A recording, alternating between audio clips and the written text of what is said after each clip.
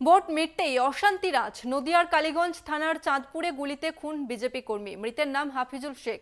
খুব কাছ থেকে গুলি করায় তার মাথায় গুলি লাগে। নিহতের মাথা কেটে নিয়ে যাওয়ারও অভিযোগ। হাফিজুলের পরিবারের পাশে দাঁড়াতে এলাকায় যান কৃষ্ণনগরের বিজেপি প্রার্থী অমৃতা। হাফিজুলকে এলাকা দুষ্কৃতী বলে দাবি কালীগঞ্জের বিধায়কের। ঘটনায় গ্রেপ্তার করা হয়েছে একজনকে। ভোট পর্ব মিটতেই উত্তপ্ত নদিয়া। কালীগঞ্জ থানার চাঁদপুরে বিজেপি কর্মীকে গুলি করে খুন মৃত বিজেপি কর্মী হাফিজুল শেখ। অভিযোগ, শনিবার রাতে বাড়ির পাশে ক্যারাম খেলছিলেন তিনি। সেই সময় কয়েকজন দুষ্কৃতী হাফিজুল শেখকে গুলি করে। খুব কাছ থেকে গুলি করা হয়, তার মাথায় গুলি লাগে। অভিযোগ, গুলি করে মেরে হাফিজুলের মাথা কেটে নিয়ে যায় দুষ্কৃতীরা। সিবিআই তদন্তের দাবি মৃতের পরিবারের। আমার ভাই এখানে ক্যারাম বোর্ড খেলছিল। ক্যারাম বোর্ড খেলার সময় এই গ্রামেরই এক তৃণমূলের এক বড় গোষ্ঠী, মানে তারা হচ্ছে ক্রিমিনাল, তারা অ্যান্টি সোশ্যাল, তারা এসে আমার ভাইকে এখানে পরপর দুটো গুলি করে। গুলি করার পরে আমার ভাইয়ের মাথাটা কেটে নিয়ে চলে যায় একদম দিবালোকে। এখানে প্রচুর মানুষের জনসম্মুখে কেটে নিয়ে চলে যায় এবং তারপরে গিয়ে আবার ফের আমাদের অন্যান্য ভাইদের বাড়িতে গিয়ে ফের বোম চার্জ করে মারলো। আমরা বিজেপি করি, আমি আমার ভাইটাকে নিয়ে আমরা মানে এখানে একটা ভালো গোষ্ঠী আমাদের, মানে বিজেপিতে আমরা গিয়েছি। বিজেপির সংগঠনটা আমাদের খুব প্রখর। এটা মারলো এখানকারের কাসেম, সহজ, নাসিম, সবুর, আলী, বান্ডু। তারা কোন দল করে? এটা তৃণমূল। আমরা সিবিআই দাবি করছি, এই কেসটা সিবিআই ইনভেস্টিগেশন হবে। বিজেপির দাবি, কালীগঞ্জ এলাকায় বিজেপির কর্মীরা সক্রিয়, তাই বিজেপিকে রুখতে শুধুমাত্র রাজনৈতিক কারণে তৃণমূল আশ্রিত দুষ্কৃতীরা এই খুন করেছে। কৃষ্ণনগর উত্তর বিজেপি জেলা সভাপতি অর্জুন বিশ্বাস এবং কৃষ্ণনগর লোকসভা কেন্দ্রের বিজেপি প্রার্থী অমৃতা রায় মৃত বিজেপি কর্মীর পরিবারের সাথে দেখা করেন। ঘটনাস্থল পরিদর্শন করেন তাঁরা। বিজেপি প্রার্থীর দাবি, পুলিশের সহযোগিতায় পরিকল্পিতভাবে খুন করা হয়েছে তাদের কর্মীকে। হাফিজুল তো বিজেপি 2-1 মাস আগে জয়েন করেছিল, সেটা আমি জানতাম, কিন্তু তার যে এই পরিণতি হবে সেটা তো কেউ ভাবেনি। আর সে যে জয়েন করেছেন সেও নিশ্চয়ই একটা মানে উত্তপ্ত হয়ে গিয়েই করেছে। তো সেখানে আমার কিছু বলার নেই। এগুলো সন্ত্রাস করা হচ্ছে, যেরকম অর্জুনদা বললেন বা আমারও সেটাই মনে হয়েছে, লোককে ভয় দেখানোর জন্যে, এবং ধর থেকে মুন্ডু আলাদা করে মুন্ডু নিয়ে চলে যাওয়া হয়েছে। এটা কিরম, আমরা কোন যুগে বাস করি? নৃশংসভাবে খুন হয়েছে। এবং সব থেকে বড় কথা হচ্ছে, তো এখনো রক্তটা রয়েছে দু জায়গায়, যেখানে ধর পড়েছে বা যেখানে মাথা পড়েছে।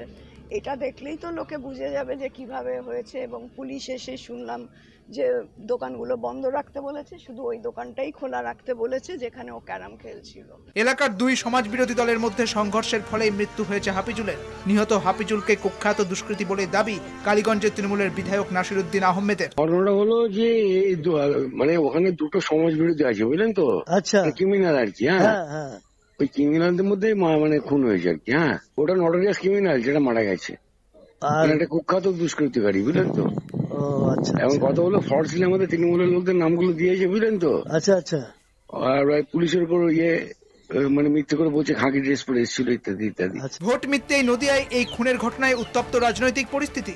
বিভিন্ন পক্ষের চাপানুতরে সরগরম এলাকা। নদিয়া থেকে সুবল মজুমদারের রিপোর্ট, কলকাতা টিভি। শিলিগুড়িতে রামকৃষ্ণ মিশনে হামলার অভিযোগ। গ্রেপ্তার মূল অভিযুক্ত প্রদীপ রায়। 19 মে মিশনের সন্ন্যাসীদের উপর হামলা, মিশনে জমি দখল চেষ্টার অভিযোগ। শিলিগুড়ি জংশন এলাকা থেকে গ্রেপ্তার প্রদীপ।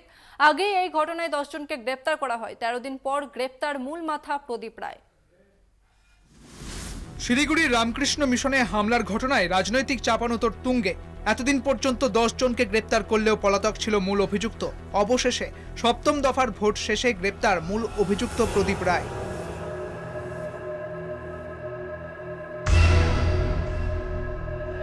ঘটনার সূত্রপাত 19 মে শিলিগুড়ি সংলগ্ন শালুগাড়ার সেবক রোডের কাছে অবস্থিত রামকৃষ্ণ মিশনের জমি দখল করতে চড়াও হয় একদল দুষ্কৃতী। আগ্নেয়াস্ত্র নিয়ে মিশনের সন্ন্যাসীদের ওপর হামলার অভিযোগ ওঠে। ঘটনার পরই রামকৃষ্ণ মিশনের পক্ষ থেকে শিলিগুড়ি মেট্রোপলিটন পুলিশের ভক্তিনগর থানায় অভিযোগ দায়ের করা হয়। এফআইআর-এর নাম ছিল প্রদীপ রায়েরও।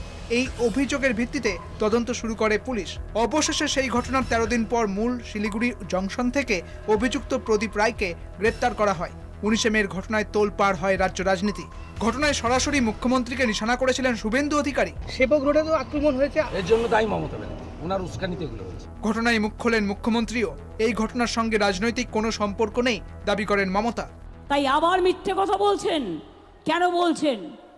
আমার যদি কোনো গন্ডগোল আমার কোথাও হয় বাংলায়, আমার কাছে তো একটা ইনফরমেশন আসে, আমার কাছে তো কোনো ইনফরমেশন এলো না। এটার সাথে রাজনীতির কোনো সম্পর্ক নেই এবং আমি বলবো না যে অন্য কেউ করেছে, যেহেতু আমার জানা নেই। ভোট শেষ হতেই মূল গ্রেপ্তারি ঘিরে নতুন করে শুরু আলোচনা। চোখে ধুলো দিতেই গ্রেপ্তারি অকপট শিলিগুড়ির বিধায়ক শঙ্কর ঘোষ। খুশি, কিন্তু এই গ্রেপ্তার তো চোখে ধুলো দেওয়ার জন্য এই গ্রেপ্তার। প্রথমত প্রদীপ রায়ের মতন সামান্য ব্যক্তি এত বড় ল্যান্ড গ্র্যাব করবার পরিকল্পনা করতে পারে না যদি না এর পেছনে কোনো প্রভাবশালী শাসক দলের ব্যক্তি না থাকে। তৃণমূল কংগ্রেসের প্রভাবশালী ব্যক্তির ছাড়া এই ধরনের ঘটনা ঘটা সম্ভব নয়। এবং এর মাঝখানে এই জমি দখল করবার জন্য সেখানে বাইরের থেকে লোক নিয়ে এসে ঢুকিয়ে দেওয়া, পজেশন নেওয়ার চেষ্টা, এই প্রত্যেকটি ঘটনাতে এটাই প্রমাণিত হচ্ছে যে এটা খুব দুর্ভাগ্যজনক যে আইন খারাপ লোকদের হাতে রয়েছে। বড় নেতা যদি জড়িত থাকে, তার যদি নাম, তার যদি ডকুমেন্টেশন তার কাছে থাকে, আমার তো মনে হয় সেটা প্রকাশ্যে নিয়ে আসা উচিত।